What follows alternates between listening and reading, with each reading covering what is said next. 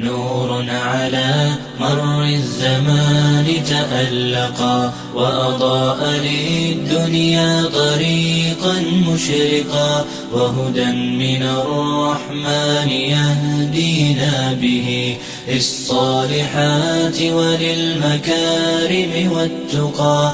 نور على مر الزمان تألقا وأضاء للدنيا طريقا مشرقا، وهدى من الرحمن يهدينا به للصالحات وللمكارم والتقى. هذا كتاب الله أعذب منهل أنعم به من مورد لمن استقى. قد صانه رب العباد بحفظه وحماه حتى لا يضيع ويخلقا. طوبى لمن حفظ الكتاب بصدره فبدا وضيئا كالنجوم تألقا، وتمثل القرآن في أخلاقه وفعاله، فيه الفؤاد تعلقا،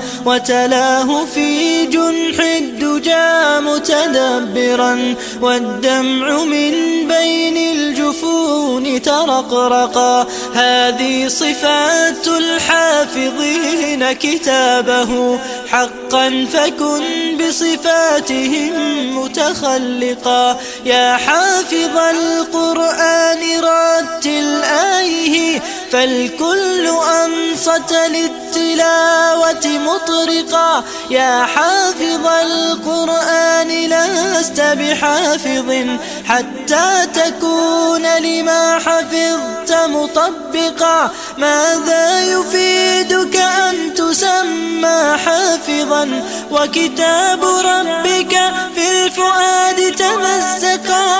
يا أمتي القرآن حبل نجاتنا، فتمسكي بعراه كي لا نغرقا، ولتجمعي